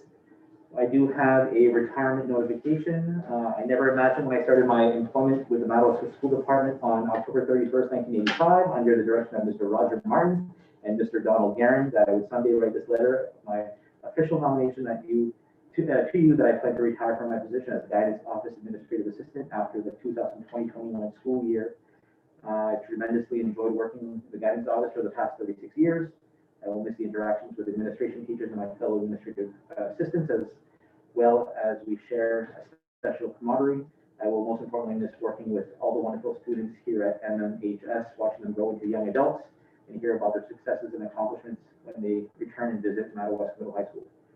I'd like to thank you for all the opportunity you afforded me while I've been employed at the Madawaska School Department. Please let me know if there's anything I can do to help with my transition. Please do not hesitate to contact me. Sincerely, Ms. Sonia Tardif. I spoke to Sonia, and she's excited about retirement. It's a little bit bittersweet because she's enjoyed working here so long. But we need a motion to accept Ms. Sonia's. Moved by Louis, second by Robert. It's going to be a big loss. I was just gonna say that's, And one thing that April and I and Sonia was part of the conversation with April as well is if we can find a replacement before the school year is over, especially those weeks right before graduation, which things are crazy. right, To work hand in hand with Sonia. Sonia also did mention that she would be available to come back in the fall and help with some, beginning of the school year stuff, and possibly even later in the year when a lot of the applications for college start to roll in and all of those things. So Sonia is willing to help, which is wonderful. yeah. She had that down to science. Actually, she does. She's done it a few times. Yeah. Well, everything with COVID hit it, but, graduation and everything, that was just. Okay, so we have a motion by Louis, we have a second by Robert. Any more discussions? All those in favor, with regrets? Just go up there. Another resignation. Yeah, this is not a retirement, this is a resignation. Due to unforeseen circumstances, I will not be able to return to my teaching position at Madawaska Middle High School for the 21-22 school year as I hoped. Regretfully, I must submit my letter of resignation at this time. Sincerely, Lisa Welch. Do you have a motion? No. Mindy Second. and Robert? Any discussion? All those in favor? Any transfers down? No transfers, no new hires, and we do have 2 openings that have been posted. We just posted online today. There's a little bit of delay in getting those postings out, so nothing yet, but we have Mr. Gerard's position and Ms. Deanne Degg's position. And tomorrow I'll proceed with posting both the guidance and the English language arts positions. So we can start to get some candidates. MLTI? I'll start and then Mr. Vanny will take over. These devices here are in what we call the bridge year. We've talked about that previously at the meeting. It was a 4-year program and the state extended it to a 5th year. So that bridge year is now over. We need to look at these MLTI devices. We have approximately 50 teachers with devices and we were able to purchase 50 new devices with the CRF funds, the COVID funds. They are not in the teachers' hands yet, but they're ready to be deployed shortly. What other schools are planning to do, I know that in 27 it has been approved, but in 33, they're just meeting this week. They are looking at allowing the teachers to purchase their own personal device, rather than to try to find a resale company that would give whatever dollars for whatever value it is. 5 years ago, Yeah. that was allowed by the school committee, and teachers were able to purchase a device for $100. We are suggesting $150 for these devices. And if you approve, the teachers who desire to, would purchase their device for that amount of money, which is now 5 years old. And one of the reasons for doing this is we want to try to get those teachers using that technology as much as possible, especially away from work. Unfortunately, that's where most of their personal professional development comes from. It's getting access to the devices and using them away from school time. Do we need a motion on that, or do we? We will, they can think about it, but after your presentation, if you want. we'll Sure. have a motion. This is going to be short and sweet. The MLTI program started in 2001. I unfortunately was there at the time, and I feel like a dinosaur now, but this last iteration of MLTI, the devices similar to what Giselle has and these young ladies have, they went through this process right here. And what happened is the state took out a lease and covered it over 4 years. This leap year, or this bridge year that they talk about, this was not anticipated, but the devices actually have been holding up fairly well. But they are now 5 years old. And if we're looking at a whole new iteration of the program, this is what we're being faced with. They're proposing in the first year to replace 2 grade levels, and we're not sure with what, because these have been sent out for an RFP process. In the second year, they want to replace 2 more grade levels. The third year, replace a single grade level for each of the next 4 years in that process. I don't know if this is what we want to follow, because right now we're sitting here with 5 years old, potentially 6-year-old laptops that are getting used every day. And we're finding things that are wearing out on them, like SSD drives, main boards, and laptop batteries that exceed the cost of purchasing new units at this point. So we may need to look at things like taking out a lease for the entire 6-year cycle. So all our 7 through 12 students have a new device. And hopefully what they would do is count these for reimbursement. That's one of the things that has been floated to the Deb LaJoy at the NLTI office at the DOE. We're not sure what that's going to be yet. We're not sure what that's going to look like yet. We may decide, yeah, we want to go with this program, and whatever the state decides, that's what we'll do, knowing that we're going to have very old devices in the hands of our kids and having different devices every year, which is going to make it hard for us in a support. As one of the tech coordinators said that I spoke with, the tech coordinator said that if students have a different device than what the teachers have, it might be a mutiny by the teachers. It just makes their job that much harder if there are different devices being used by teachers and students. But I think one of the things that I'm going to look at is creating leases where we can take portions of this and then turn it around and take portions of the lease, buy out the devices, and absorb the money that the state is paying for those. What is it going to look like? I can't tell you, because that is as much information as we have right now. But in the next, I would say, month, we should see this start to solidify, definitely by May. I've put numbers in the budget as estimates for this process, and I think we should be in good shape one way or the other, because at least we've predicted these things ahead of time and put them in as part of our program. Vince, for those who cringe at the term lease, and some do, essentially that's what we've been doing with MLTI. Yes. Is leasing these devices. Right. So what you're saying as a proposal is not something totally off what we've been doing. Correct. Correct. What actually ended up happening is the state worked as the fiduciary agent for this, and they entered that lease in the old program. What they want to do is they want to get out of negotiating that, leaving the individual units to have more control over what it is they're receiving from the state.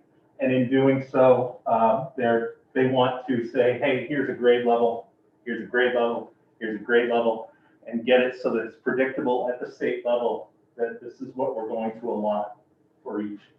Hard part about technology is they're big ticket items. So you have to absorb a complete purchase of 6 years worth of laptops in 1 year. Very hard to do. So that's why we ended up looking at lease processes. I think we're going to be able to do it one way or the other as soon as we get a full list of the ground rules from the state. But that's what we're looking at. I'll have more for you each month going in towards the end of the year when we get more details on this. Okay? Thanks, Vince. So the question remains, and that should become a motion if you would allow. To approve this plan? No. No. Okay. To approve when the teacher laptops are replaced with the ones we purchased through the grant, if you would allow the staff to purchase their own device for $150. What happens to these devices if they don't? They are no longer the schools, the teacher or whoever purchases signs a document as is, and it's no longer the school's responsibility. So if the power supply dies, boom. What's the other option? So once the lease stops, what's the other option if we don't sell them to the teachers? That's not a good thing to do, but. We could look for a reseller, a group who would purchase them.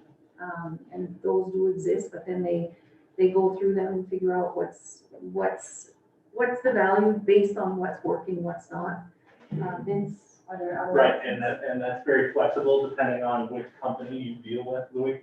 The last time we were in this process with Diamond Assets, which is a scary term now, they ended up actually sending the state a bill on our behalf because of the condition of the laptop. They wanted $27,000 from us because our laptops weren't in good enough condition. And our laptops weren't in good condition going back. You don't know what you're going to get. And there are different companies that are calling me every week. I've got probably 2 or 3 a week that are saying, hey, what are you going to do with these devices? But we will do something with them, unfortunately. When we get to know more about what MLTI 2.0 will be, we need to decide what we'll do with our student laptops also. So depending on how many are replaced, I know that Lee's at the elementary school perhaps could use some of them, but we may have to sell to a company when we look at the student devices, depending on how many are switched in that particular year. I agree, sell to the teachers that want it, and then whatever's left, Right. go out to auction. more or Yes, less. we've got a couple that I think we're going to use with some of our staff, and then work at getting that first year lease payment possibly. There's a variety of different ways we can handle that. So is this just for the staff's computers or that? Yes. So it's just the staff? Now, when we go to get the new computers, is that a state contract where everybody's getting the same computer from the same vendor? Is that how that works? Or? They're going to have options, and the districts are going to be allowed to choose which option they want to pursue. Some schools are looking at one option because it works better for them. Others are looking at other options. So there could be different brands of computers? Yeah. Okay. And would they take our computers as trade? No. They would not. No, they want us to work with resellers. And also for the reimbursement model, they're probably not going to fully reimburse some of those choices. So they might be reimbursing at a Chromebook rate, not at a MacBook rate. So that's up in the air. Right, and that's also dependent on the number of schools that decide to take advantage of this and the number of grade levels in the number of schools. So we'll have more of an idea on that. It's taking really long for the state, because we've had several, well, at least 3 different surveys from them, how many devices, et cetera. But I think the RFP just went out, was it last week, due in April? The I state's think it was RFP. last month, and it's due, I think, this week. Okay, well, then that'll speed things up. It should. Thank you. So do I have a motion to allow sales of the computers to the educators? Robert moves. Do I have a second? Mindy, second? Any discussion? All those in favor?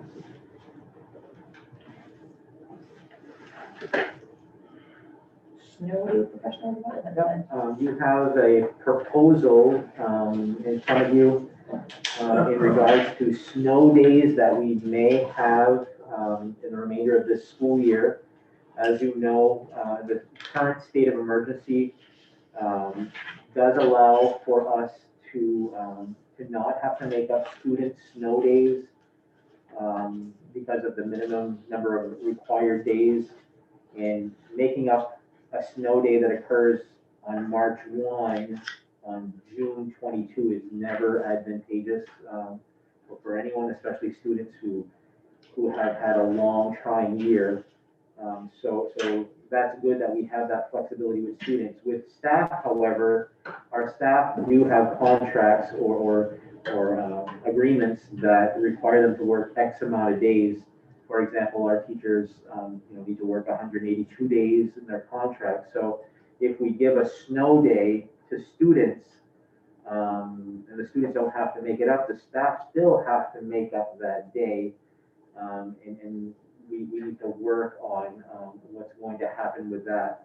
So I sent this document here, this proposal to the teachers union, and got a reply that the teachers union supports this idea wholeheartedly, and so we have the backing of the teachers union. And so essentially, if this Thursday would be a snow day, and we would call a snow day, we would be automatically telling our staff that they would move to a PD snow day following this guidance.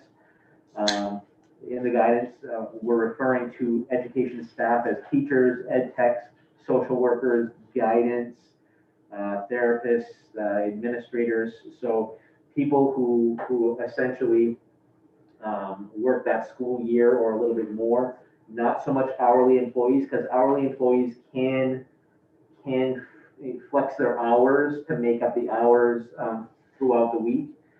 So if there's a snow day for staff, secretaries can choose whether or not they want to come in late and then make up the hours later, so they have that flexibility. These folks don't. So these education staff would work remotely from home. There would be a mandatory Zoom meeting with the administrator at 8 a.m. So essentially, a roll call would be taken, and then a second Zoom meeting after lunch for a second roll call. And the PD expectations would be outlined with staff. So there'd be essentially 3+ hours of PD expectations. Staff would either work on their target solution assignments. Target solutions is where we house all of our federal and state mandatory trainings like sexual harassment training and FERPA training and bloodborne pathogens. So they would work on those. Then they would work on the Otis for Educators online PD platform that we have secured for teachers this year. Or they could submit a request for some other kind of PD, maybe a webinar that they want to do, and there's an application process for that. or a scholarly journal that they're gonna read and reflect out the staff on, so some kind of PD expectation with that. Then there would also be at least 1 hour of staff collaboration. A principal might say we're gonna have a data team meeting from 9 to 10, so everyone connect at 9 to 10 for the data team meeting. Or we might have a Val Unified curriculum team meeting. All the English teachers from Val Unified are meeting from this time to this time. And then the remainder of the day would be for the planning and independent work, similar to what we do for our PD days now. And essentially what we're saying is we're capturing this snow day as a work day using our technology and what we've learned. And essentially we don't have to make up that day on June 22 when folks should be enjoying their good weather and not worrying about work. So that's what I'm proposing to you, and wondering if you have questions or whether or not you can support this PD snow day idea.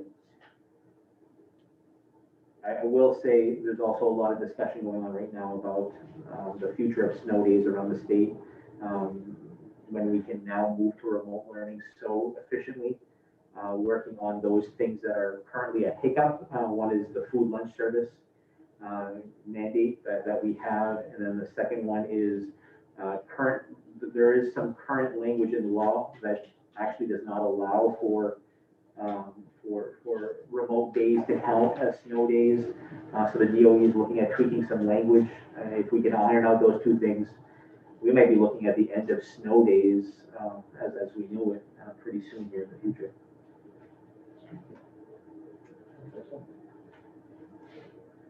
How much different is this plan compared to what they do now? The teachers? Well, right now, if there's a snow day, teachers don't work. They have the day off, just like the students, and then they get up. In June, But this is what they're basically doing in June. trying to, because Yeah. usually in June, they're burnt and cleaning classrooms and. We're actually getting more from them now than we would in June. So you're looking for a motion? Yeah, please. So do I have a motion for the snow day proposal? Nick? Second by Mindy. Any discussion? Those two don't like snow days, obviously. All those in favor? And the budget workshop. No, I have proposed meeting dates for next year. Yes. Almost identical to this year's meeting dates. I just took next year's, and I think it's a date before. So we met on August 3 this year, August 2 next year. So I followed the same exact schedule, still 5 p.m. meetings. And then we could add our special or emergency meetings as needed. Basically following that 5 or 6 week turnaround between meetings. And they're all Mondays. You might have 3 new board members coming in. No. I don't know. Well, we'll vote for them. That's right. They can swing, sink or swim. I'm okay with this. I would prefer to have a motion to approve. I'll move in. Robert moves, do I have a second? Louis? Any further discussion? All those in favor? Very good.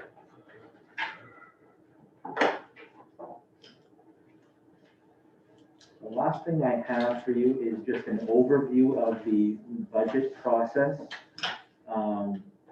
We're starting to get into budgets without knowing, what shared services we have or going to offer. It's a little bit difficult. So thank you for approving the shared services. That's one step closer to us being able to have a better idea. But I did want to take just a few moments just to kind of give you an idea of how this process works. I did something similar last year, but I wanted to elaborate a little more this year, just on a few things. So I'll go quite quickly through this as to not, runs out, but if you have questions, please stop me. first thing whenever we build a budget is we have to look at all those pieces that build into a successful budget, and that's the preparation of the budget, input from various,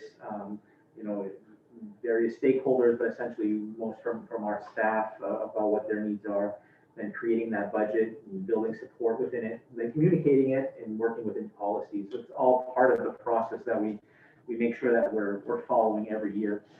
We need to make sure that we're within state law, school finance law, Title 28, education, Chapter 601, and we also need to make sure that we're following within your policies, any regulations that we have locally, and then any tuition agreements that we have for you guys. You have a tuition agreement with Grand Isle, so that's factored in as well.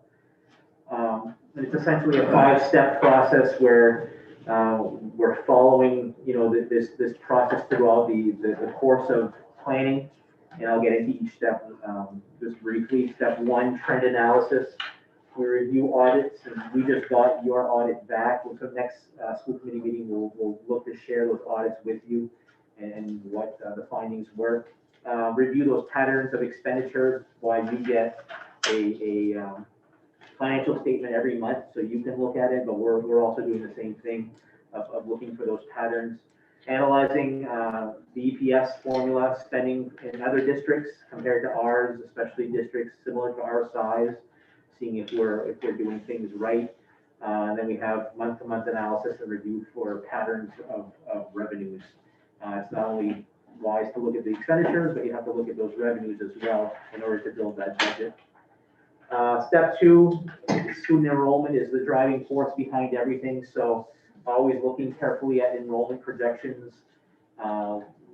If we can have it, we're trying to get information about live births, how many children were born in Madawaska certain years, so that we can gauge what our registrations are going to be for pre-K and kindergarten. Looking at tuition students, if that's changing. Superintendent's agreements and how that impacts our budget. Then looking at our October enrollment, our April enrollment, and then comparing graduation students leaving versus students enrolling, and then other incoming or exiting student information.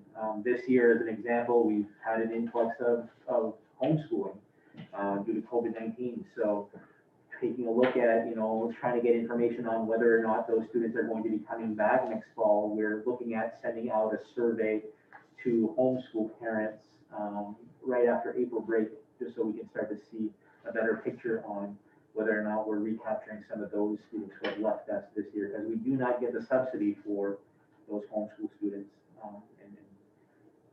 We would like to have them back for many reasons. Based on those student enrollments, we have to make staffing projections. So the student enrollment basically is a driving force behind that, but we also need to look at what our needs are, look at retirements and whether or not those retirements need to be replaced or whether we can absorb them. Ideally, they say an ideal staff breakdown would be a 1/3 spread on experience. That first third would be staff with 0 to 10 years. That second group would be 10 to 20 years, and then that third group would be 20 plus years. Just examining, whether or not we have that. Here in Madawaska, we're a little bit heavier on the second and third thirds, light on the 0 to 10. But as we start to see some retirements happening, we're going to start to have some more young teachers come in and balancing that spread. And then your bargaining agreements, how those impact things, and then determinations on staff PD and other education funds that we have available to us, and then just holding back and if we're not sure on certain things. It's always nice to want to add programs and services, but we need to hold back unless we're sure we should be recommending it. Step 4 is the progress monitoring, daily, monthly, and quarterly processes, budgeted versus expenditures, year-to-year expenditure monitoring, communication about that, timeline for budget development, and audit report information. Step 5, additional filters. We always need to remember, we need to ask these questions. What's best for our students? What is needed to continually pursue our district vision? This is our vision statement. We will meet the diverse and individual needs of all students to provide the necessary knowledge and skills to succeed in a multifaceted world. If that's our vision, we need to make sure that we're building a budget that can still deliver on that vision. Our vision statement is not, let's do what we did last year. We've got to keep building and sprinkling in some new innovation. And we've done that over the years. Part of Valley Unified is important as well, because we have a strategic plan together and we need to build towards that strategic plan. But we do need to make sure that we're doing what's fiscally responsible for the citizens of Madawaska. And new this year, we have a COVID-19 impact. What is that doing to the overall budget process? And factoring that in as well. And we have some conversations about what our students need, what our teachers need, what our administration needs, and what the community can provide us or what they want. And those conversations are really important. As we're building that budget, we use this diamond to kind of give you an idea of where the biggest chunks of the budget are, and staffing is the biggest chunk of our budget. That's the majority of the budget, and we need to make sure that we're making good decisions based on that. Then we move up from there: transportation, minor capital, utilities, payroll is all part of that next step. Then we build into curriculum, instruction, assessment, professional development, textbooks, technology, trips, etc. Moving up to teacher supplies, school expenses, classroom supplies, and then other would be any additions above and beyond that. We need to make sure that we're communicating with the community and having open conversations about that, so nothing is a surprise. So having those conversations not only as a school committee and as administration, but also having conversations with the community at large as best that we can, which may require putting out some press releases, putting out information on our social media pages. I have a blog that I continue to put information out, and if necessary, present community groups. Right now in COVID with restrictions, not a whole lot of groups meeting, so it's hard to present to larger groups, but the more we can show and tell and have a very transparent budget, the better. These are our trends over the past 5 years for state subsidy and required local contribution. Not really trends that you can make any sense out of, except for the fact that your last year and this year proposed are almost identical in regards to what the state will be giving us in state subsidy and what we're going to be requiring from the locals. Just a few dollars short in the state subsidy, and then we're asking less from the locals. So we do have a reduced required budget in our ED 279, but very, very close to what we had last year as we examine these trends. What does that mean? It means that we know that we can proceed very similarly to last year, but we have to make sure that all the pieces fit, comparatively speaking, to what we need for next year. Just want to highlight the fact that last year we brought a 0% increase to the taxes in Madawaska, and although we would love to do that every year, we're going to try our best, and that's what we'll do this year again. But the cost of things go up. You bargain with unions, and they're never going to bargain to lower their salaries. So those costs go up. Energy costs are going to go up. So the more we can do to try to be creative as those costs are going up, so that we don't impact the local taxes, we're definitely going to try to do it. And being part of Valley Unified, I believe, is definitely an advantage to you all in helping share services, so that you don't have to fund certain individuals alone. And the last thing I just want to highlight is it's going to be super important that we are communicating the fact that, yes, we did get a lot of federal funds this year. Yes, that is true. But those federal funds were mandated to have a COVID-19 connection. So we couldn't just spend money on anything. It had to be specific to COVID-19 and how that virus has impacted our lives in school, and every expenditure has to be aligned to that. None of those federal funds could be used to offset budgets. We couldn't, take something out of something that we budgeted for and fund it with federal funds. We weren't allowed to do that as well, and we can't put that money aside, to offset future budgets. That's not the purpose of these funds. So generally, in the community, you see a new minivan, or you see a new bus, or you see a new turning point in the elementary school, or new windows going in the elementary school. You're gonna raise questions about where is this money coming from, and why isn't it reducing our budget, or for our school budget. It probably will benefit the overall school budget if you think about things that are going to need to be done, that are getting done now. And I use those windows as a perfect example. Those windows would have needed to be replaced sooner than later regardless. We took advantage of the federal funds to be able to do it. So that saves you in the future for not doing that on a local taxpayer dollar. But you can't take that pool of money and substitute it for this pool of money. So it's important that we have that communication with the community. And teacher laptops, we won't have to lease teacher laptops. Those 50 devices won't be in that lease purchase that Vince was talking about a while ago, because we funded it now with federal funds. You had systems where you had to show what you were spending the money on, get approved, then you had a Exactly. separate audit for it on top of that. Yeah, it's all in an application process that, and some things were kicked out, no, that's not COVID related, even though, we worked towards it. So I just wanted to present that and just give you all an idea of how we go about building that budget. The last thing I have for you is the ED 279 that we received, and I gave you 2 copies. One should be labeled current, and one should be labeled proposed, so that you can see what we're looking at in the current school year, that the budget we're working with right now versus what is proposed. And I've circled a couple of things just to highlight some of the challenges or some of the benefits. The first thing you'll see is the first circle that I have there at the top is your total attending pupils. Last year and this is an average of October 2018 and October 2019 for this year, came out to 438.5, and your average is down to 424.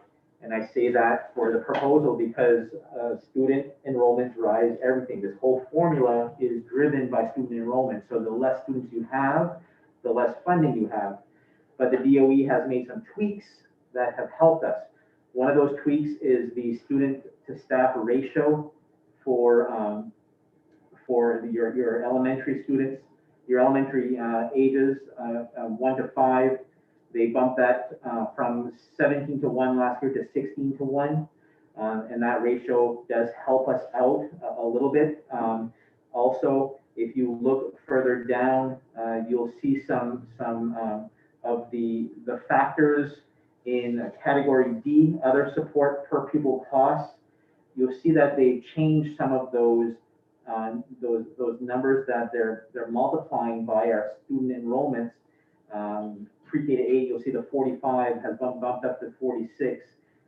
Same thing with 9 to 12. And then for supplies and equipment, 392 went to 399. So they're making small adjustments throughout the doc because they know that districts have lost enrollments this year. So they wanted to try to capture that by changing small things throughout the document. At the bottom, you'll see what your calculated EPS rate per pupil is. Last year at 7,535, this year 7,803 for elementary, and 7,988 for middle high school to 8,264. These things help you if you turn to page 2, because they're using those calculated EPS rates all on page 2 to figure out, your basic counts, your weighted counts, your targeted funds are all based on that. So because those numbers have been adjusted and increased, you actually have you have a way of capturing, not all of it, but you have a way of capturing the loss of enrollment. So So that's why your operating allocation totals on page 2 has not dropped that significantly, even though we lost quite a bit of students. And that's because of the adjustments they've made to the formula. On page 3, which is stapled upside down, I apologize.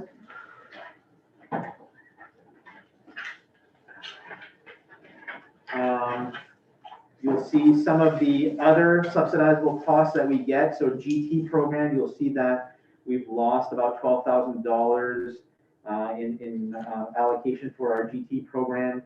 However, if you look at special ed, over $100,000 additional in special education based on what our needs are at the current time.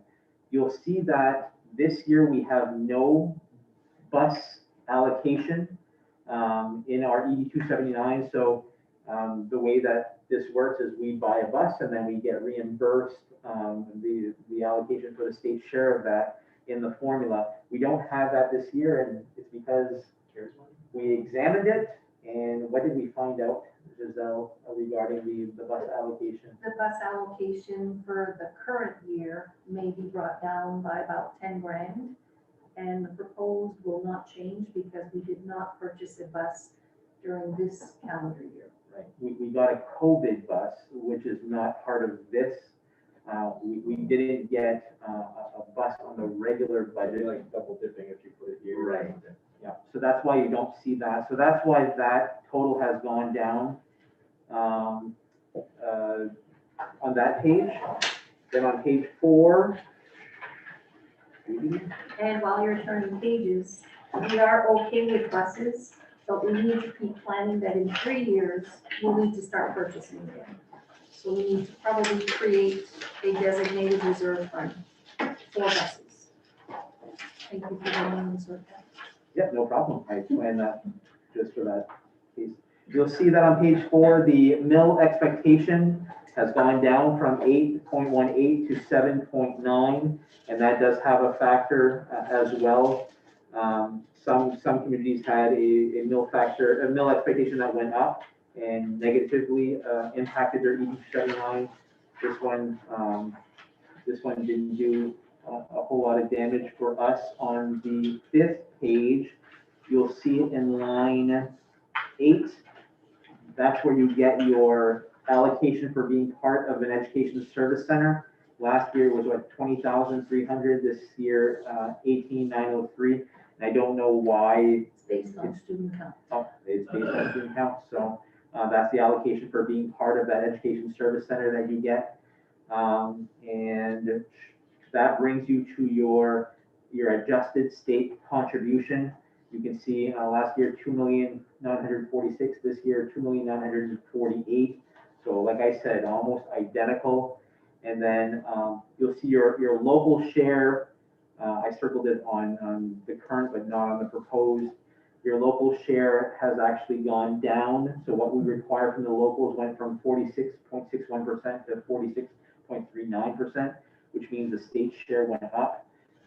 So at the final bottom, you'll see what the adjusted local contribution is. And essentially, we would be required to ask less from our local taxpayers than in this proposal versus this year. The final page is simply your subsidy payments. And I think when I looked at it earlier today, each month, it's less than $100 difference from this year to next year for our subsidy payments. So very, very similar ED 279 outlook between the 2 years. That being said, I can't make any promises, and I know Lucy's listening in to us. As Lucy works on the budget, like I said, we have to see a lot of factors that play into this. Last year, we were able to bring a 0% increase to the taxpayers. We aim to and hope to do that, but we need to see how everything plays out with revenues and expenditures before we can do that. So we hope to next time bring a draft of the budget to you. I'm hoping I'm not speaking out of turn there, Lucy, but bring a draft of the budget to you so that we can start looking at what the impact Do is. you have budget meetings forecasted besides just dovetailing off of our regular meetings, or do you have, that's I think last year we dovetailed and it worked pretty well. Yeah, we did that, and then we had decided if we needed additional, we would schedule them in separately. of course, we need union contracts to settle first, right? Hopefully. And that's all I have for you guys tonight. Thank you. Just before we go, we have documents to sign, so Okay. feel free to step on in. Next board meeting is March 29th, 5 o'clock, same place. Will I have a motion to adjourn? Louis moves, Second. Robert seconds. Thanks, Alexis. All those in Thank you, favor? guys. Thank you. It's a long Yeah. evening for you. Yeah. They're not always as long. Yeah. Yeah, thank you, ladies. No problem. You must be like, these crazy.